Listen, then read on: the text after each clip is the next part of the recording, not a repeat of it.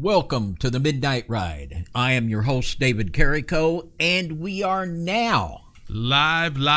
What's up, David? Hello, my friends. Welcome back. I know it's been a while since I have done a video to NYSTV, but recently David Carrico squeezed out such a stinking pile of bullshit that I could not resist. David connects a transliteration in the Bible to a fictional female pope from the 9th century, then somehow claims that Luciferians believe this is a sign of the coming of the Antichrist. What evidence does he have, you may ask? Well, he has the planet Venus, a tarot card, a mythological Babylonian sea monster, and many snippets of text taken out of context from Albert Pike and Eliphas Levi. So clearly, this is a well-documented and well-researched pile of steaming bullshit. So hold on to your nose, because we are going in. No, that's a patty. That's it. Can I see the picture, Daddy?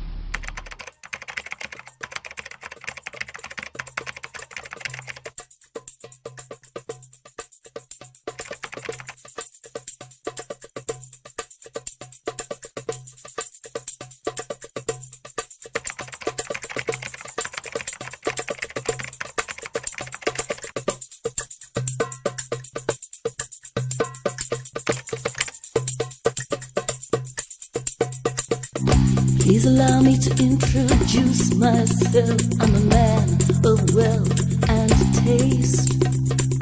I've been around for so many years, stole many a man's soul and faith.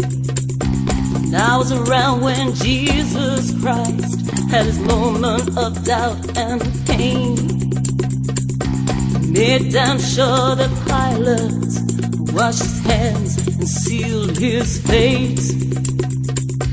Pleased to meet you, hope you guess my name. But what's puzzling you is the nature of my game. Stuck around St. Petersburg when I saw it was a time for change. Killed the Tsar and his ministers, and Anastasia screamed in vain. Rode a tank, held a general's rank, when the blitzkrieg rage and the bodies stand.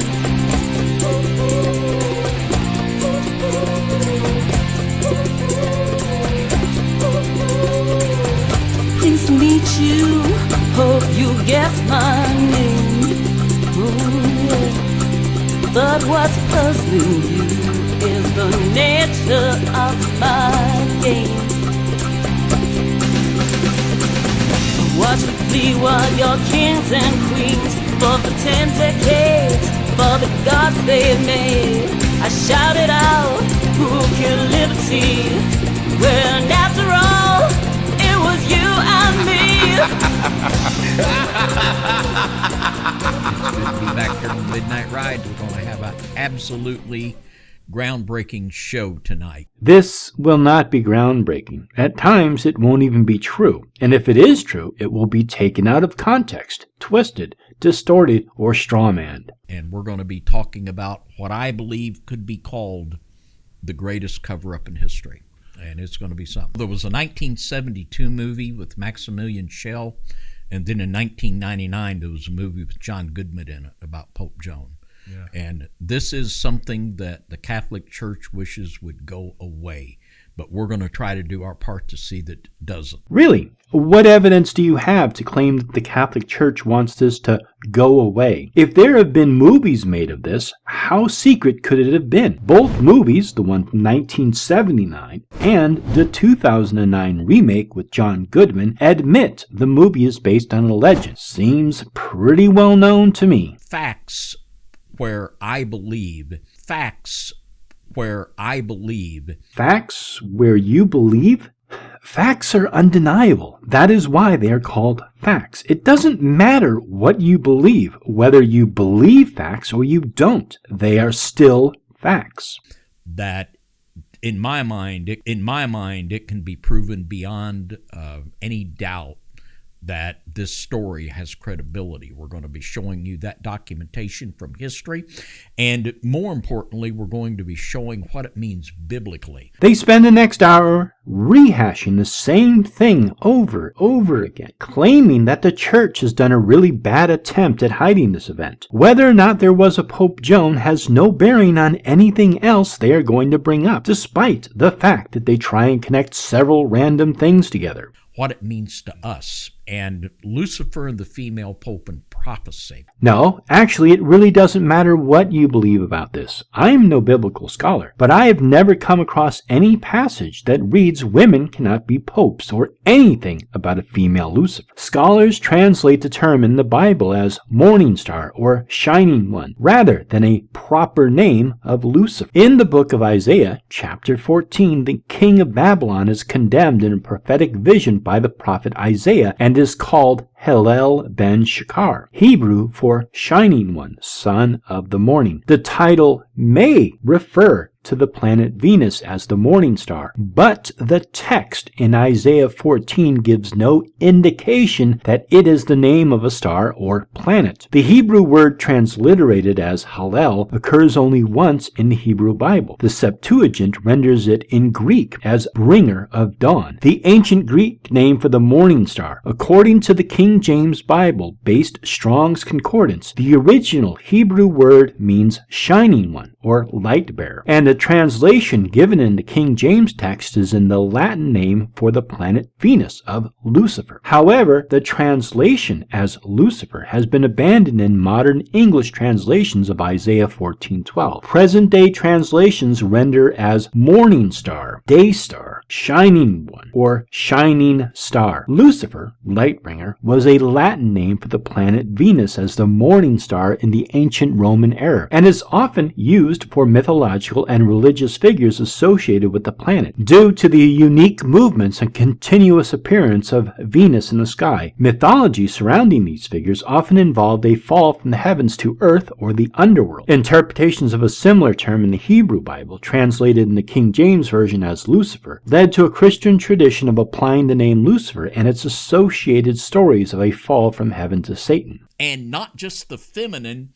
but there's sexual confusion that swirls around this figure. No, David, there is not. There is absolutely no hint in Hebrew, Greek, Latin, or English of Lucifer being gendered as either male or female. If there is any gender confusion stemming from your interpretation of this transliteration, that sounds like a personal thing that you might be projecting onto it. If you take the translation as referring to the king of Babylon, you could read the term as male. If you read it as referring to the planet Venus, then you could read it as feminine. As always, context matters. And there's a reason for that. And as we go into our study this evening, we're going to understand why Lucifer is worshipped in the occult as he is. Lucifer, as a bringer of light or knowledge or illumination, may be worshipped by some occultists, but not all are going to see this figure as a god or a deity. Instead, they may see it as a metaphor. David, if you would actually talk to a real occultist, you would find out that each occultist has their own interpretation of mythologies and concepts. There is no enforced dogma that each person has to follow. No one tells people to worship this figure or that figure. It is left to the individual to interpret. Those who do gender the character of Lucifer may assign the masculine traits. However, there might be some that assign female traits. And how this ties in with this historical episode of the female pope, Pope Johannes Angelicus. How would your interpretation of gender confusion that you are projecting onto the translation of shining one, or morning star, or day star, have anything to do with a possible female pope? There's absolutely nothing connecting the two. Just because you want to force some really bad association between these two things does not make it a fact. There's no actual history. There isn't even mythology supporting this. It's pure fabrication on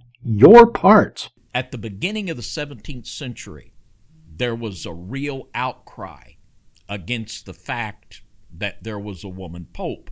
And because of this outcry, the Roman Catholic Church had to take down the paintings and the bust and the statues of Pope Joan all over Europe. But there were so many of them that they just couldn't take them all down, and some of them exist to this day.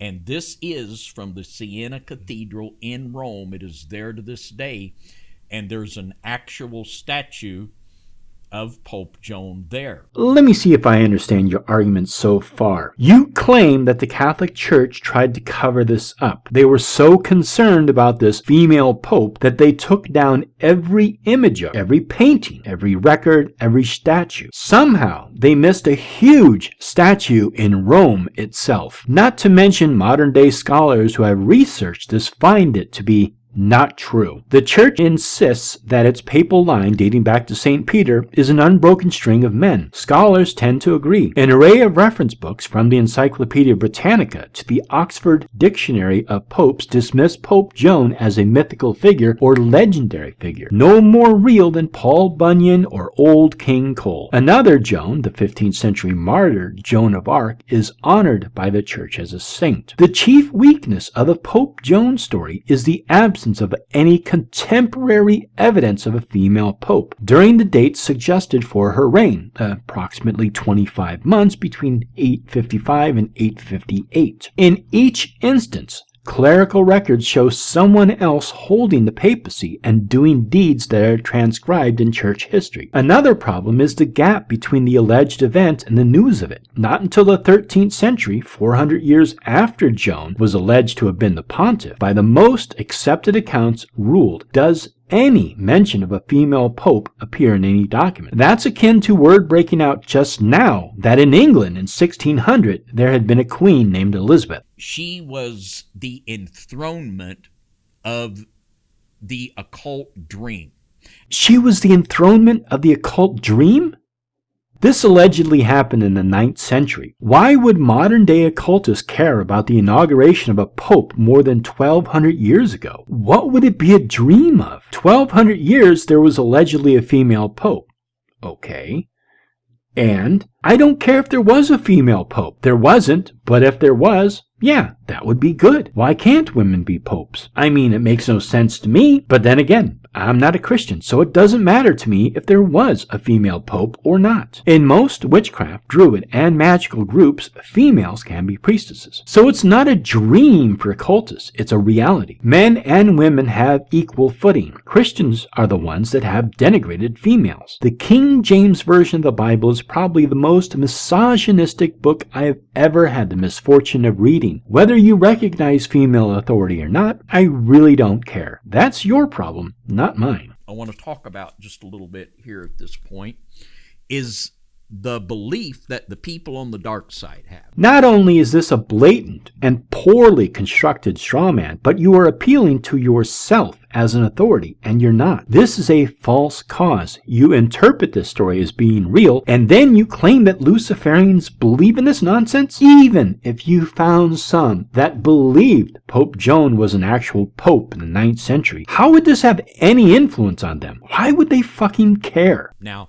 what I'm saying tonight, as it affects Scripture and as it affects prophecy. How does a female pope from 1,200 years ago have any effect on Scripture or prophecy? Of course, no references and no links, nothing. And David never expounds on this. He makes the claim, expects everyone to buy it, and just moves on. And our understanding of the end game of these Luciferians, it doesn't matter whether Pope Joan was real or not. I believe she was. You're claiming this allegation has some influence on what Luciferians believe. It doesn't. If anything, it's an interesting piece of fake history. I would find it more interesting if it was true, but it's not, and it has no bearing on modern occultists or people who would call themselves Luciferians. I seriously believe she was, but they believe it. That's the big thing. The Luciferian elite believe it, and they believe that their final guy or gal or whatever is going to be in the image of Lucifer. And that's what we're going to be showing. You believe it's historical fact, while scholars say there is no evidence there was a female pope during the 9th century. And you are going to claim that Luciferians find this important because their guy or gal will be the image of Lucifer? Lucifer as the morning star, the evening star, Venus? This is among one of the stupidest fallacies. I have no idea how anyone can take you seriously. This argument doesn't even hold up as a hypothetical. That Pope Joan was a type of Lucifer, and that this is going to be the final finale. A type of Lucifer? You haven't even created a decent argument of what Lucifer is supposed to be according to the Bible, let alone proving that Pope Joan even existed. If she did or did not exist, you don't give any proof that why any occultist or Luciferian would care one way or the other. The Papist of the Tarot card. Did you say tarot or carrot? Was often called Pope Joan. When the first tarot decks were being produced, Joan's pontificate was universally accepted as historical fact. I don't know where you are getting this from as you don't reference it. The Marseille's Tarot deck has many images from fantasy, mythology, even biblical events. The Fool, the Magician, Hierophant, Chariot, Hermit, the Wheel, Hanged Man, Temperance, the Devil, a Tower, Judgment, all filled with fantastic and mythological creatures and events. The meaning of the High Priestess card of the Marseille's deck that I have is as follows. Study, wisdom, intuition, faith, woman, mother, platonic love, discretion, and self-control. The Visconti deck reads the desire to learn, dedication, humility, and faith, both of which represent a female religious figure. The meaning of the card itself is what is important. The card Papist 3-tiered tiara was the same as the headdress shown on engravings of Pope Joan. He reads off a passage from a book about the alleged figure of Pope Joan, and it doesn't matter what imagery was used to create the figure of the High Priestess. The High Priestess card represents a female religious figure. I know you like to take things literally, and I don't. I understand that imagery can have symbolic or metaphorical representations, and they are just that, representations of a concept. So like I say, whether it really happened or not, which I believe it did. It didn't. At least scholars agree that she was not a real historical figure. It's immaterial because we can show that they believe it. No, they don't. And this is the direction that they're headed. What direction? If someone believes there was a female pope, so what? They would be wrong, but it has no tangible consequences. It doesn't affect anything outside of that person's personal belief. None of these snippets have any relation to each other. And I believe the reason why that this is some of the most suppressed information that is just not talked about. Not talked about? You're talking about it right now. People have been talking about it since at least the 13th century. They made 2 movies about it, for fuck's sake. There have been multiple books written on it. Scholars have concluded that Pope Joan was not a historical figure. And I do believe in my little conspiratorial mind, Well, I don't believe your conspiratorial mind. In fact, I outright reject it because you offer shoddy evidence and you don't have a strong, cohesive argument. You went from a Bible mistranslation to Roman mythology to a 9th century fictional character and finally a tarot card with not a shred of convincing proof that one leads to the other. That this is the reason.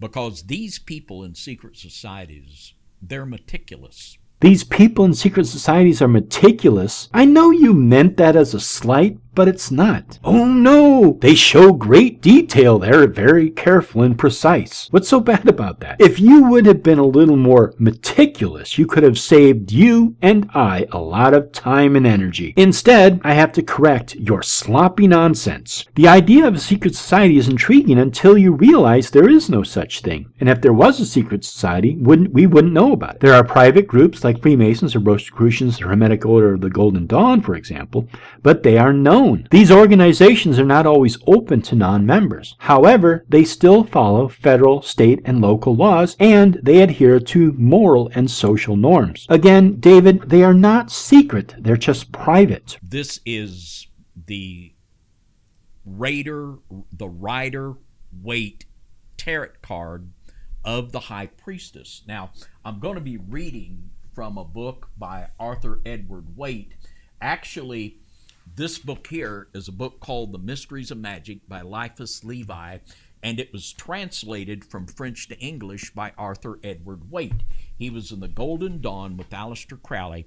Arthur Waite translated a lot of books. Among many of them were Eliphas Levi's works. So because a quote from Eliphas Levi was translated from French into English by A.E. Waite, that somehow whatever Eliphas Levi wrote, Arthur Waite is responsible for or condones it? How? And along with Levi and Crowley, he was one of the real occult heavyweights of all time.